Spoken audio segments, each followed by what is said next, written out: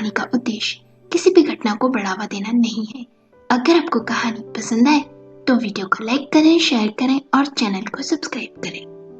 गांव का एक प्रतिष्ठित परिवार था जिसमें अम्मा जी बड़ी सख्त व्यक्तित्व वाली महिला थी।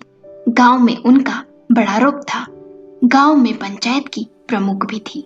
पंचायत के फैसले भी अम्मा जी से पूछे बिना नहीं होते।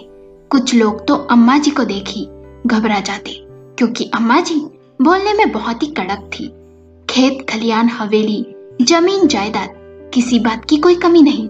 अम्मा जी के दो बेटे थे, छोटा बेटा प्रताप ठाकुर और बड़ा बेटा समर ठाकुर। दोनों भाई मिलकर खेत खलियान संभालते। समर की शादी की उम्र हो गई। अम्मा जी को बहू की तलाश थी। उन्हें गरीब घर की सीधी सादी लड़की चाहिए थी जो हवेली और घर के सब काम संभाल सके। एक दिन अम्मा जी की ये तलाश भी खत्म हुई जब उनकी नजर अपने ही पास के गांव की मोही पर पड़ी, जहां समर प्रताप 30 साल का था, वही मोही 21 साल की नाजुक सी लड़की, अपने माँ बाप की इकलौती संतान। मोही को ऊपर वाले ने बड़ी फुर्सत से बनाया था। लंबे काले घुंघराले बाल, पंखुड़ी की भांति होठ, होठ के पास एक तिल, दूध सी रंगत, पतली सी कमर और ऊंचा कद, तीखे नैन नक्श। अम्मा जी ने समर से पूछा, कैसी लगी तुझे होने वाली बहू? समर ने कहा, अम्मा जैसा तुम कहो। समर अपनी माँ की परछाई था। यदि माँ कह दे दिन तो दिन और रात तो रात, हमेशा माँ के ही नक्शे कदम पर चलता। मोही शादी कर घर आ गई, पर अम्मा जी उसे हमेशा दबा कर रखने की कोशिश करती। उसे कभी कभी कुछ सुना भी देती, पर मोही की गरीबी ने उसे मजबूत बना दिया था। वो घर के कामों में जी तोड़ मेहनत करती, उन छोटी छोटी बातों को नजरअंदाज करती जिनको आम लड़कियां अपने दिल से लगा लेती है, पर मोही के माथे पर एक शिकन तक न पड़ती। और उसके विपरीत उसका पति समर, जिसने तो पत्नी को प्यार और सम्मान देना सीखा ही नहीं, वो भी हमेशा बात बात में उसे कुछ न कुछ सुनाता रहता। अधिकतर उसे मायके छोड़ाने की धमकी भी देता, कभी भी किसी के सामने डांटने भी लगता।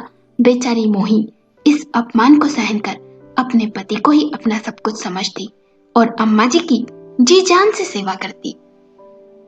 छोटा बेटा प्रताप, अपनी माँ का लाडला, पूरा दिन गांव के दोस्तों के साथ इधर उधर घूमता।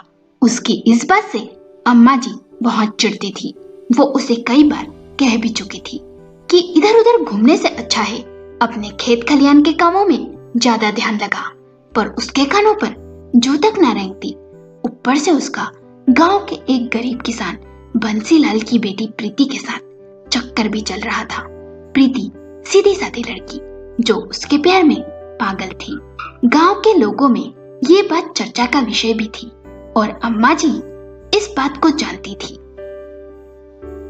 कई बार तो अम्मा जी ने उन्हें घूमते फिरते भी देखा, परंतु जब भी अम्मा जी प्रताप से प्रीति का जिक्र करती कि तेरी उससे शादी करा देती हूँ, तो वो कोई जवाब न देता और बात टाल देता। मोही को डांस का बड़ा शौक था। वो बहुत अच्छा डांस करती थी। बहुत दिन हो गए उसने डांस नहीं किया। आज उसका बड़ा मन किया। उसने सोचा आज घर पर कोई नहीं है, इसलिए वो अपने कमरे में गई और गाना लगाकर नाचने लगी। वो नाचने में बहुत मग्न सी हो गई। इतने में अम्मा जी दरवाजे पर आकर खड़ी हो गई। उसे जरा भी सुनना थी। उसकी साड़ी का पल्लू कंधे से सरक गया था। जब उसकी नजर अम्मा जी पर पड़ी तो उसके पैर थम से गए। देखा तो अम्मा जी बड़े गुस्से में बोली, बेशरम, कोठे वाली है क्या जो इस तरह नाच रही है? मुझे ये सब तमाशा इस घर में पसंद नहीं है और तू अपना काम छोड़ यहाँ ये सब कर रही है। आगे से कभी तुझे इस घर में इस तरह नाचते देखा ना तो मुझसे बुरा कोई ना होगा। जा अपना काम कर, समझी? मोही अम्मा जी का मुंह ताकती रह गई।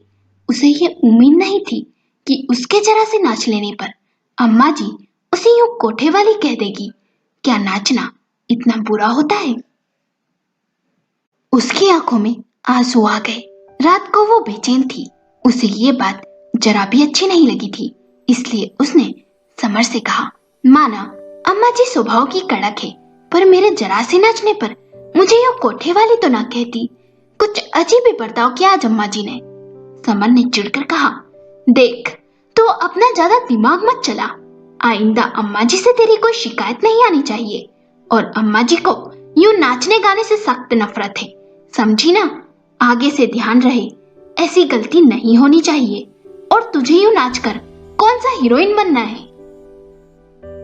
और अब कोई शिकायत आई तो तू जाने और अम्मा, फिर मैं तो तुझे तेरे मायके छोड़ाऊंगा, समझी ना? और जो औरत मेरी माँ का ध्यान न रख सके उसे इस घर में रखने का क्या मतलब? ये कहकर समर सो गया। पर मोही को ये बात बुरी लगी। मायके छोड़ाने की बात से ही वो सहम गई। ये सोच उसकी आंखें नम हो गई। अब मोही बहुत ध्यान रखती। वो नहीं चाहती कि अब अम्मा जी को उससे कोई शिकायत हो। समर की बातों से वो साफ साफ समझ गई कि समर उसकी माँ का भक्त है। अम्मा जी और समर तो उससे सीधे मुंह बात ना करते, पर उससे घर में अच्छे से बात करने वाला सिर्फ उसका देवर प्रताप ही था। वो उससे इज्जत और प्यार से बात करता। वो भी देवर जी कहे आगे पीछे घूमती। पर उसे क्या पता था, जिस देवर जी के वो आगे पीछे मंडराती रहती है, उसके दिल में उसके प्रति खोट था। उसकी नजरें रह रहकर मोही पर फिसल रही थी। खूबसूरत मोही को देख उसकी नीयत बदल रही थी। वो मोही को किसी न किसी बहाने बुलाता और काम बताता और दूर से घूरता रहता। काम करते समय उसका सरकता आंचल और उसके खुले हुए बाल प्रताप के दिल में हलचल पैदा करते। अम्मा जी को देवर भाभी का हंसी मजाक करना बुरा न लगता। वो उसे प्रताप का बचपना समझ नजरअंदाज कर देती। मोही के मन में कोई भी खोट न था। वो तो बस दो मीठे बोल की प्यासी थी। समय बीत रहा था और प्रताप की गिद्ध सी नजरें मोही पर बढ़ती जा रही थी। एक दिन शाम के समय समर ने अम्मा जी से कहा, मैं अपने दोस्तों के साथ 2 दिनों के लिए शहर घूमने जा रहा हूँ।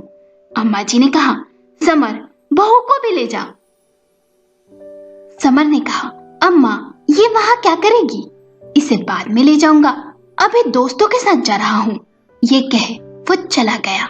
अम्मा जी को भी शाम को पास ही के गांव में किसी के यहाँ शादी में जाना था। अम्मा जी ने प्रताप से कहा कि मैं खेतों में काम करने वाले शंभू के साथ चली जाऊंगी कार से। आने में मुझे देरी हो जाएगी। बहू रात पड़े अकेली रहेगी तो तू घर पर ही रहना। प्रताप ने कहा, ठीक है। शाम को मोही ने जब प्रताप को खाना परोसा तब उसकी बुरी नजरें फिर उस पर जा टिकी। खाना खाकर प्रताप अपने कमरे में चला गया। मोही रसोई के काम खत्म करने लगी। प्रताप कमरे में बेचैन सा था। फिर वो रसोई में गया। उसे देख मोही ने पूछा, क्या हुआ देवर जी, कुछ चाहिए क्या?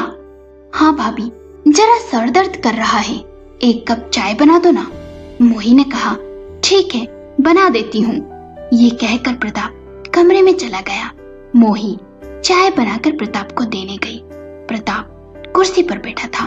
मोही ने चाय का कप ले जाकर उसके सामने रखी, टेबल पर रख दिया। वो जैसे ही वापस जाने के लिए मुड़ी, प्रताप ने उसका हाथ पकड़ लिया। मोही को कुछ समझ न आया, इसलिए उसने मुस्कुराते हुए पूछा, क्या हुआ, ज्यादा सर दर्द कर रहा है क्या? प्रताप ने मोही का हाथ छोड़ा और अचानक से प्रताप कुर्सी से उठा और मोही के बहुत करीब आ गया। वासना से भरी नजर से मोही को देखने लगा। वो उसे देख असहज हो गई।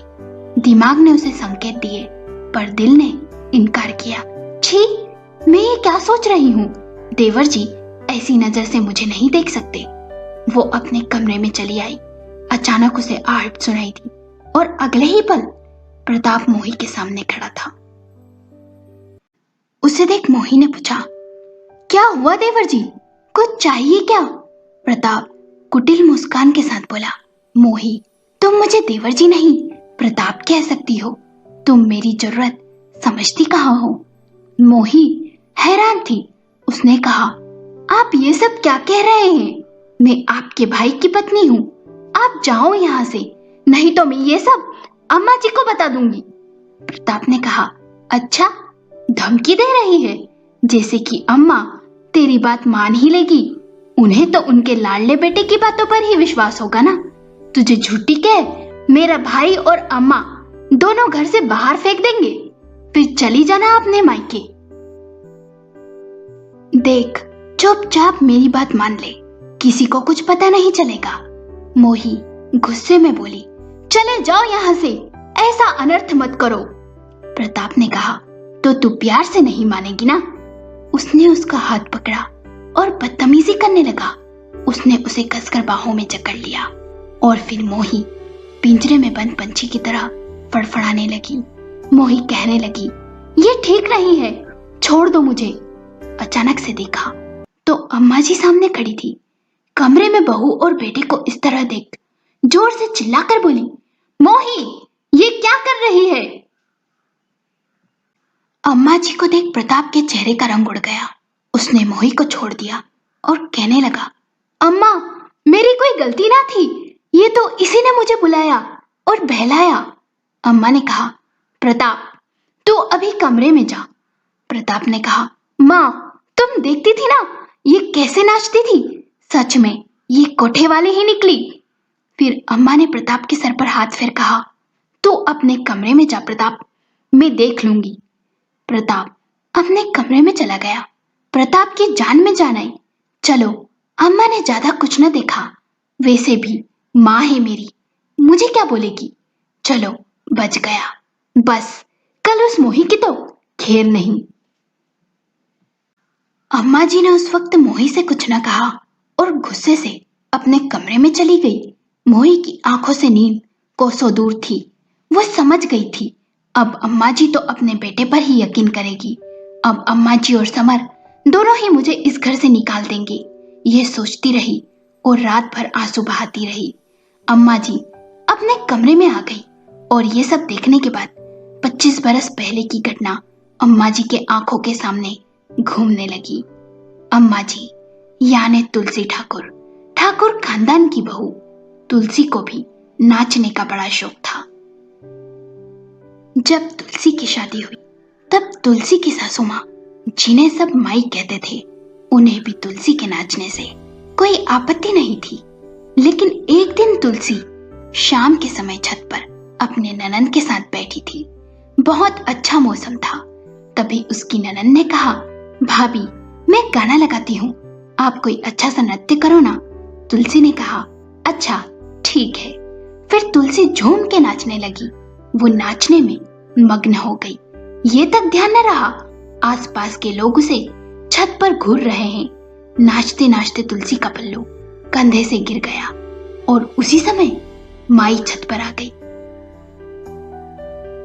जोर से चिल्लाते हुए बोली, कोठे वाली है क्या जो ऐसे छत पर सरेआम नाच रही है?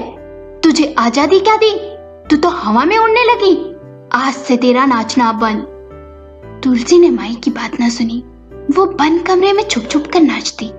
एक दिन तुलसी नाच रही थी, अपनी धुन में इतनी मग्न थी कि सामने कमरे में खड़े अपने पति के चचेरे भाई रतन को भी ना देखा और गोल गोल घूम ही रही थी कि रतन उसे देख बीच में आ गया और वो रतन से टकरा गई।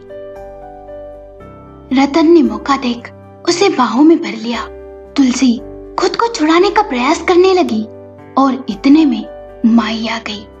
माई को देखते ही रतन बोला, मैंने कुछ ना किया, मैं तो बस भाई को देखने आया था कि वो कमरे में है या नहीं। और मेरे कमरे में आते ही ये तुलसी नाचते नाचते मेरी बाहों में समा गई, मुझे बहकाने लगी। ये सुनते ही माई तुलसी से बोली, दिखा दी ना अपनी औकात, मैंने सही कहा था, कोठे वाली है तू। तुलसी का पति भी आ गया। तुलसी ने कहा, मेरी कोई गलती नहीं थी, मैं तो बस नाच रही थी। ये रतन मेरे कमरे में आ गया। इतने में माई बोल पड़ी, बस कर निर्लज्ज।